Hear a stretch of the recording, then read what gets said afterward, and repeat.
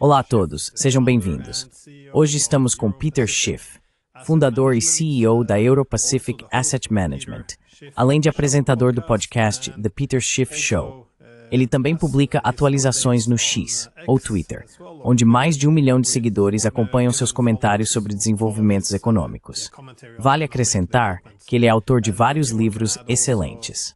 Então, mais uma vez, obrigado por estar de volta ao programa. O prazer é meu. Então, Trump tem seus altos e baixos. Acho que você sabe, ele anunciou recentemente o fim do intervencionismo e da construção de nações na Arábia Saudita, o que é um desenvolvimento muito positivo. Mas na frente econômica, há mais confusão, eu diria. Ou seja, Trump aumentou, obviamente, as tarifas no dia da libertação e a China parecia ser o principal alvo. E então ele as removeu e declarou vitória. O que você acha dessa vitória na guerra comercial? É um golpe de publicidade ou como você interpreta isso?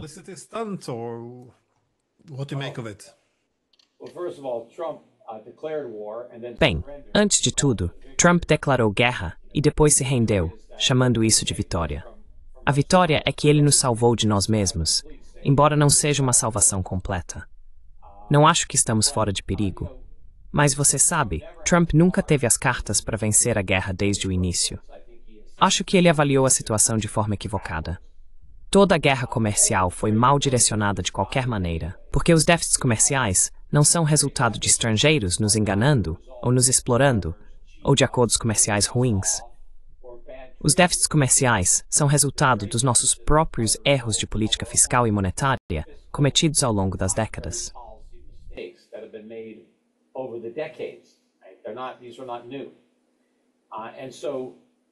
Isso não é novidade. Acusar o resto do mundo de causar problemas que são criados nos Estados Unidos não resolve nada. Focar no sintoma, que é o déficit comercial, em vez da doença, não traz uma solução. Tudo isso foi contraproducente. Nunca houve chance de ganhar nada. Foi tudo apenas propaganda. Trump podia fingir que estava fazendo algo, e agora finge que conquistou algo. Mas ele não fez nada e não conquistou nada. Os problemas que ele afirma querer resolver estão, na verdade, piorando.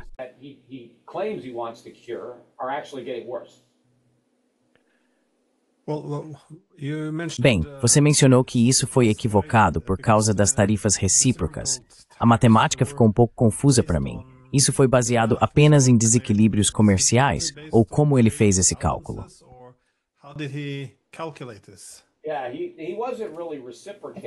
Sim, ele realmente não estava retribuindo no sentido legal ou literal da palavra. Ele só olhava para os déficits comerciais e assumia que esses déficits eram resultado de tarifas inexistentes, e então baseava a taxa da suposta tarifa no tamanho do déficit em relação ao comércio total. Então tudo isso era um completo absurdo. E o mundo sabia disso. Por isso ninguém negociou. Por isso ninguém fez nada. Era tudo uma grande besteira. Quero dizer, o único acordo comercial que realmente tínhamos era com o Reino Unido.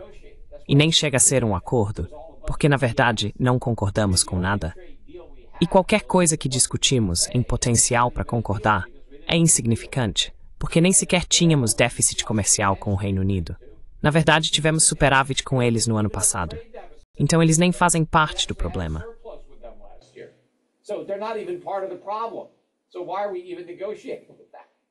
Então por que estamos até negociando com eles?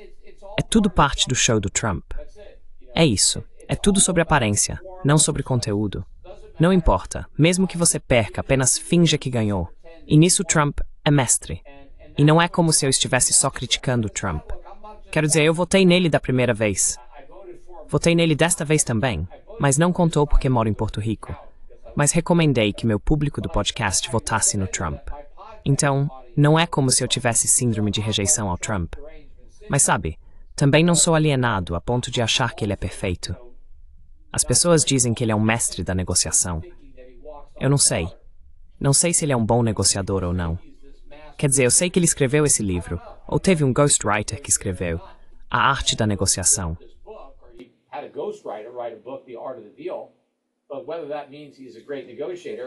Mas se isso significa que ele é um grande negociador, eu não sei.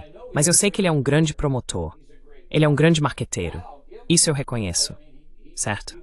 Digo, ele venceu a Casa Branca 2 vezes, não é? Então ele vendeu o país a si mesmo como produto. Então fez um ótimo trabalho.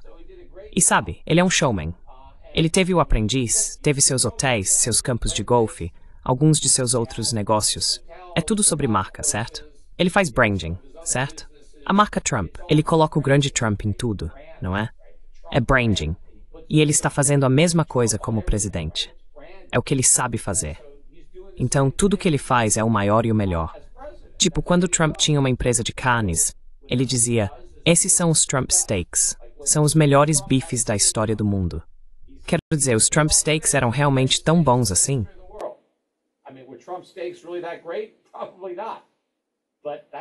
Provavelmente não. Mas foi assim que ele os convenceu. É assim que ele vende a presidência dele. Ele é o maior. Ele é o melhor. Tudo que ele faz é o maior. É o melhor. Sabe, esse é o Trump. E então, eu não vou fingir o contrário, como tantas outras pessoas no Partido Republicano que ficam arrumando desculpas sobre essa grande vitória comercial, dizendo que ele está jogando xadrez 3D e que é o mestre da negociação. Pois é, ele não negociou nada. Isso tudo é o show do Trump.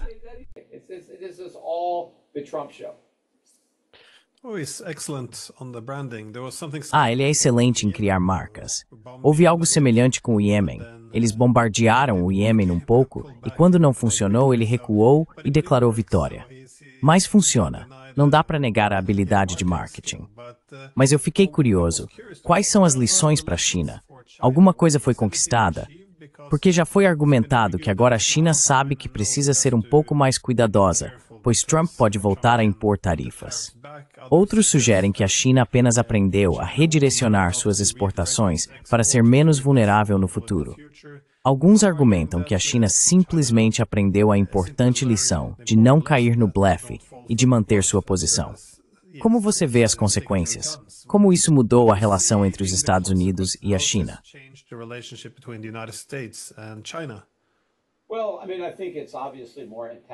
Bem, quero dizer, acho que está obviamente mais antagônico. E não acho que a China goste do fato de estar sendo descrita como nossa inimiga. Todo mundo que fala sobre a China diz que eles são o inimigo, que eles são os vilões. Temos que vencer a China. Temos que unir o mundo contra a China. Quero dizer, obviamente os chineses não gostam disso, especialmente considerando quanto dinheiro eles nos emprestam e quantos produtos eles nos fornecem. Quero dizer, eles são nosso maior fornecedor e nosso maior credor. E o fato de considerarmos eles nossos inimigos provavelmente agrada muito a eles.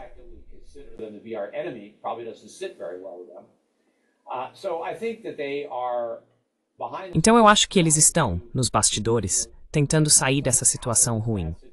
Você não quer ser o maior credor e o maior fornecedor de um país que te vê como inimigo. Então acredito que eles vão tentar desenvolver clientes alternativos para vender e emprestar. Eles vão manter menos dólares. Vão comprar menos títulos do Tesouro e menos títulos lastreados em hipotecas.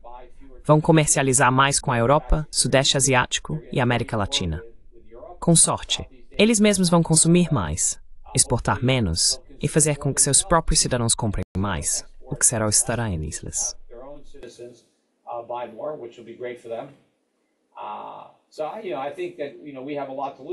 Então eu acho que temos muito a perder, porque a China tem sido uma grande muleta da qual dependemos para sustentar nossa economia. Eles nos permitiram viver além das nossas possibilidades, e isso foi prejudicial para eles. Nós é que nos beneficiamos disso. Então o Trump está vendo a relação ao contrário. Fomos nós que passamos a perna neles, não o contrário. Mas em termos de negociações, sabe, a China conseguiu o que queria. O Trump colocou essas 145 tarifas e basicamente disse que elas ficariam para sempre. E ponto final. Se você quiser algo diferente, é melhor vir rastejando e beijar meu traseiro, e ainda precisa fazer grandes concessões. Seja lá o que o Trump queria, vai saber. Porque a China, na verdade, não tem tarifas altas.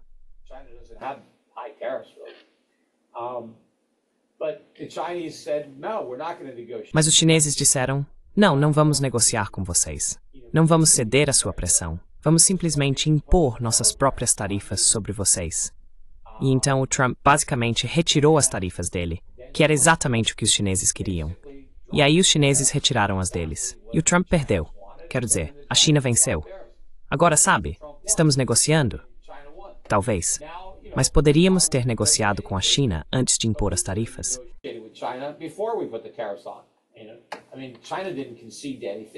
Quero dizer, a China não cedeu em nada. Nós não conseguimos nada. Simplesmente retiramos as tarifas porque eles queriam que fossem retiradas. Mas, de novo, as tarifas nem eram realmente sobre a China. Elas eram um incômodo para as empresas chinesas, mas as tarifas eram sobre os americanos. Sabe, as tarifas chinesas eram sobre os chineses. Quero dizer, Trump só pode taxar os americanos. E tarifas são um imposto indireto que os consumidores pagam quando compram produtos sujeitos à tarifa. A tarifa em si é paga pelo importador, que é uma empresa americana.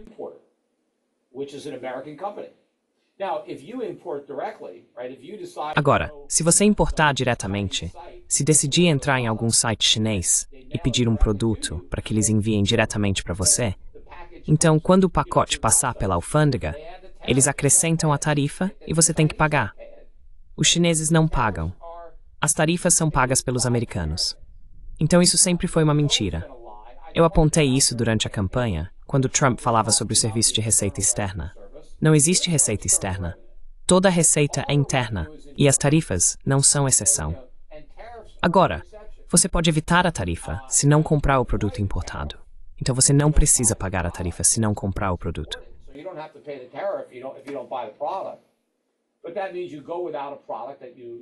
Mas isso significa que você fica sem o produto que queria. Ou talvez você compre uma alternativa nos Estados Unidos que é muito mais cara. Assim, você não paga a tarifa, mas acaba gastando mais dinheiro para comprar o produto, porque teve que comprar a versão americana mais cara. Você não pôde comprar a versão chinesa barata que queria.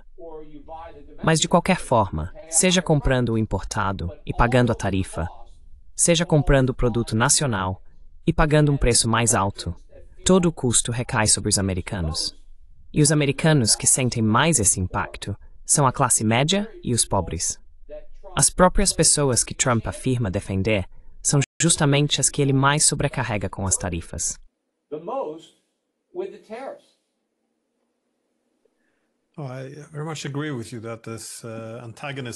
Concordo muito com você que esse antagonismo também é um efeito muito negativo de toda a situação. Os Estados Unidos e a China são realmente as duas grandes economias atualmente que poderiam se envolver em um comércio mais mutuamente benéfico. E de fato, se você quer estabilidade nos mercados internacionais, você quer ver americanos e chineses desenvolvendo algum tipo de relação confortável. Mas em que direção os Estados Unidos ou o governo Trump querem seguir com o dólar? Porque a principal ideia sempre foi que eles querem um dólar forte, o que é benéfico quando se tem a moeda mundial. Por outro lado, sempre existe o argumento de que há um incentivo para ter um dólar mais fraco, para estimular exportações mais competitivas e tornar as importações mais caras. Para que lado eles estão tentando ir aqui? Eles querem um dólar mais forte ou mais fraco? Ou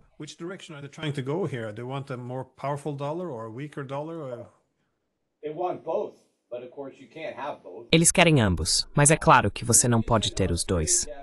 O motivo pelo qual nossos déficits comerciais são tão grandes é porque o dólar está muito valorizado. E, portanto, a única maneira real de causar um grande impacto no déficit comercial é ter um dólar muito mais fraco. Quero dizer, isso resolveria. Isso tornaria as importações tão caras que os americanos não conseguiriam comprá-las, e assim as importações diminuiriam. Tornaria-nos muito mais baratos em três. É perfeito spot mais. Então, um dólar mais fraco resolveu o problema.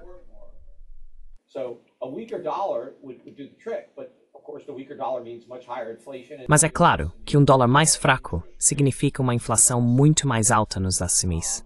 Isso significa taxas de juros muito mais altas nos SUS. E é por isso que eles não querem um dólar fraco. E, na verdade, precisamos tomar tanto dinheiro emprestado do resto do mundo.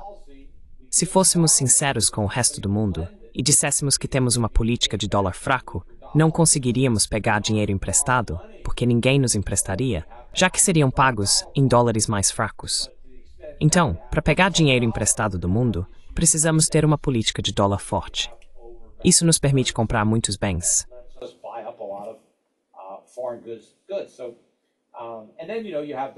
E então você tem Donald Trump criticando o Fed, exigindo que Powell corte as taxas de juros.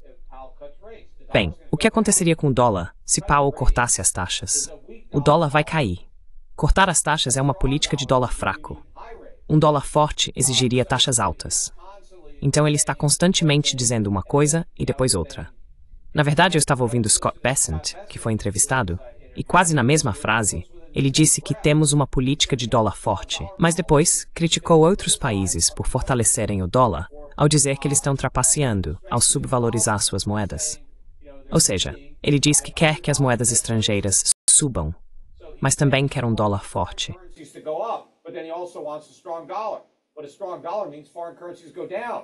Mas um dólar forte significa que as moedas estrangeiras caem. Então é como se eles quisessem ter tudo ao mesmo tempo, mas é tudo uma grande besteira, porque eles só falam, não querem enfrentar o elefante na sala. A verdadeira origem do problema, que é que gastamos demais e poupamos de menos, tomamos muito empréstimo e consumimos demais, e produzimos pouco. E isso acontece porque temos um governo federal inchado e taxas de juros artificialmente baixas. Precisamos de cortes massivos nos gastos do governo e de juros mais altos. Mas não vamos conseguir isso porque não é algo popular politicamente.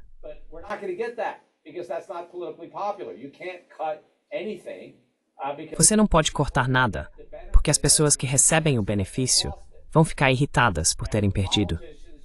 E os políticos só querem ser reeleitos.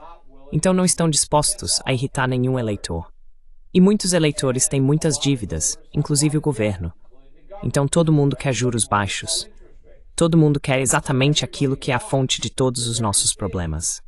As pessoas reclamam da inflação, reclamam da economia, mas o motivo de termos toda essa inflação, o motivo da economia estar tão fraca, é porque os políticos estão dando ao público exatamente o que eles querem.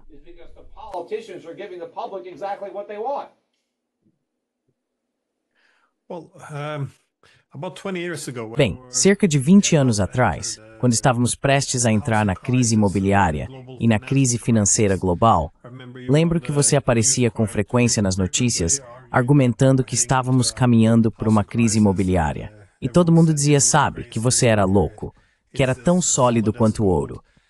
E você fez um argumento semelhante, de que gastamos demais e pegamos dinheiro emprestado demais, e que esse é o motivo dos problemas. Mas claro, naquela época não me lembro qual era a dívida. Era 7 ou 8 trilhões de dólares. Mas agora, claro, a dívida dos Estados Unidos está quase chegando a 37 trilhões de dólares. Provavelmente está mais alto. Eles nem acompanham mais isso, porque já ultrapassamos o teto da dívida. Então, quem diabo sabe onde está agora? Pode ser 38 trilhões de dólares. Quero dizer, a gente nem tem mais um número preciso.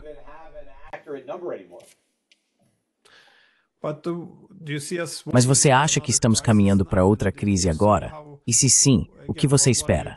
Isso vai se desenrolar como uma crise bancária ou será uma crise cambial? Como você interpreta a situação?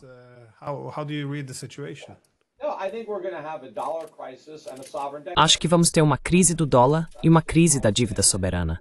Quero dizer, é assim que isso vai acabar. Vamos continuar vivendo além das nossas possibilidades, até não conseguirmos mais.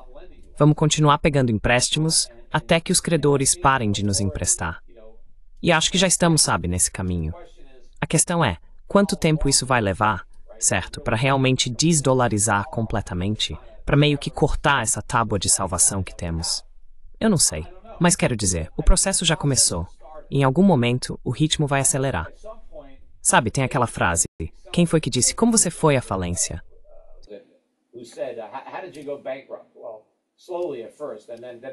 Bem, devagar no começo, e depois de repente. Foi o Mark Twain quem disse isso.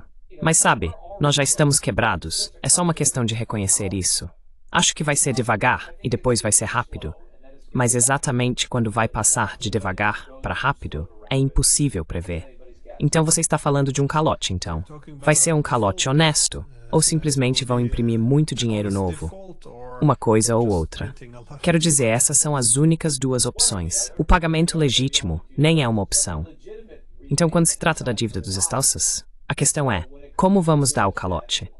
vamos fazer isso de forma honesta e simplesmente não pagar.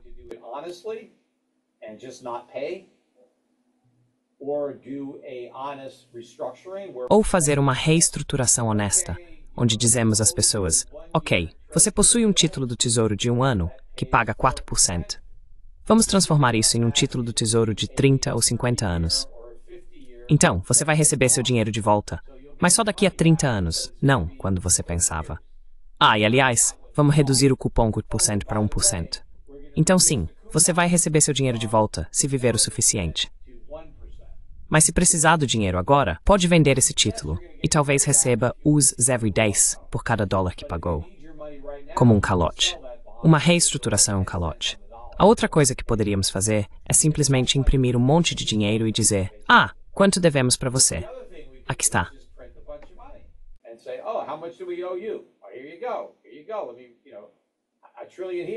Aqui está. 1 trilhão aqui, 1 trilhão ali. É só continuar rodando as impressoras de dinheiro.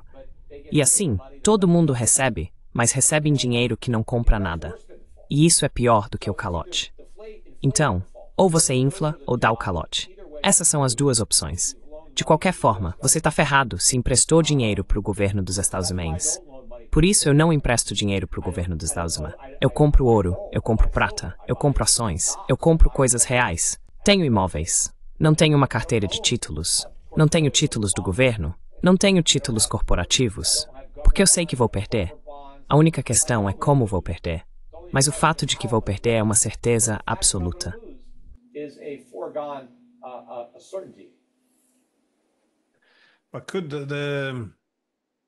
Mas poderia, eu acho, um calote parcial assumir a forma de sanções? Estou pensando no que foi feito com os russos quando seus fundos soberanos foram confiscados. E pelo menos na Europa, pessoas como Macron estavam argumentando, se simplesmente pegarmos os rendimentos desses ativos, então não é roubo, ainda está dentro dos limites da lei. Você vê algo assim, possivelmente sendo feito com a China também, ou...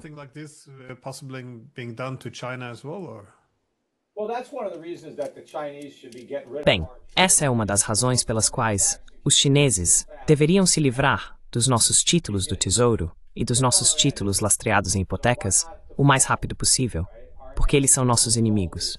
Então, por que não dar o calote, certo? Nosso inimigo possui toda essa dívida. Por que deveríamos pagá-la? Por que não simplesmente dar o calote? Então sim, quero dizer, se eu estivesse na posição da China, eu estaria me desfazendo de tantas obrigações em dólares americanos quanto pudesse, porque isso é uma vulnerabilidade que existe. Eles estão vulneráveis. O calcanhar de Aquiles deles é que nós devemos tanto dinheiro a eles. Então eles precisam mudar isso. É bem óbvio.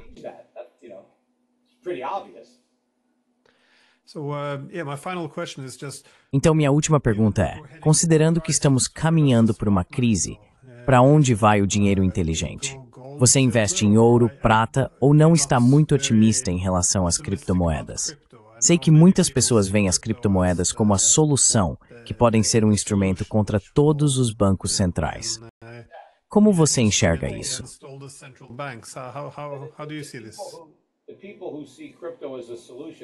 As pessoas que veem as criptomoedas como uma solução têm muita criptomoeda para te vender.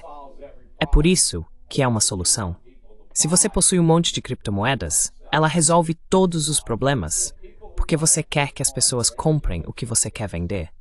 Mas as pessoas que compram Bitcoin, ou qualquer um desses outros tokens, vão perder dinheiro. Mesmo que o preço suba, você ainda vai perder dinheiro, porque provavelmente não vai vender. Porque esse é o mantra, nunca venda. Por que eles dizem para nunca vender? Porque não querem que o preço caia. Então você tem que comprar e nunca vender. Bem, de que adianta isso então? Quando você precisar e tiver que vender, talvez não valha muito, ou talvez não valha nada.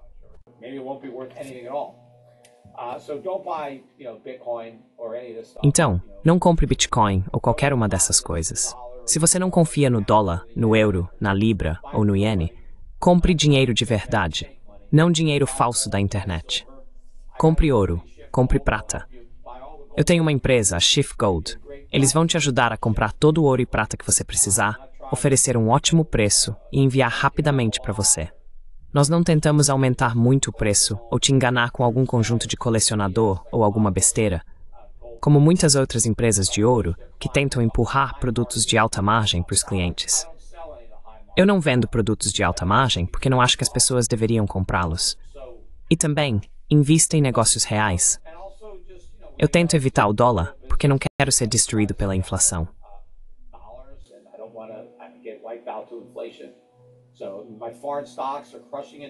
Então minhas ações estrangeiras estão arrebentando este ano. Europa, Sudeste Asiático, América do Sul, retornos incríveis no acumulado do ano. Eu acho que a era de desempenho superior dos Estados Unidos acabou, e acredito que as ações americanas vão continuar a ter desempenho inferior ao do resto do mundo por anos e anos, talvez décadas. Então acho que você está adiantado nessa nova tendência. Os Estados Unidos foram a única opção por um tempo. Esse jogo acabou. Agora, você precisa investir no exterior. Eu tenho várias estratégias na Euro Pacific Asset Management. Tenho fundos mútuos, tenho carteiras administradas separadamente. Então, para onde está indo o dinheiro inteligente? Acho que está vindo para o meu lado. Acho que está investindo na minha estratégia. Você pode fazer isso sozinho, ou pode me contratar para fazer por você.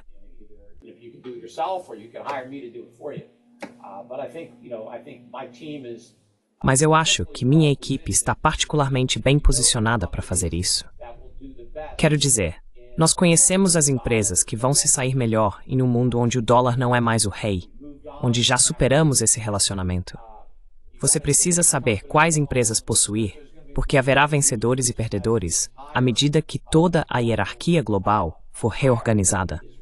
E, portanto, se você estiver posicionado para se beneficiar dos vencedores e não sofrer com os perdedores, acredito que terá retornos de investimento incríveis. E acho que é isso que estamos em posição de oferecer na Euro Pacific Asset Management, que é a minha empresa. Então as pessoas podem conversar com os representantes lá sobre como nossas estratégias funcionariam em seu portfólio. Então, para as pessoas que querem entrar em contato com você e sua equipe, é europa.com. Certo, isso mesmo. Ou Shift Gold. Basta acessar a Shift Gold se você quiser comprar ouro e prata. Mas se você tem uma carteira de investimentos que gostaria que eu administrasse, entre em contato com minha empresa de gestão de ativos. Ou, se preferir fazer isso sozinho, meus fundos mútuos. Você pode conhecê-los, pode comprá-los sem taxa de carregamento. Tenho 5 fundos mútuos que acredito que vão se sair muito bem durante os tempos econômicos muito desafiadores que estão por vir nos Estados Unidos. Como sempre, muito obrigado pelo tempo. É um grande prazer. Obrigado. Tudo bem. Se cuida. Tchau.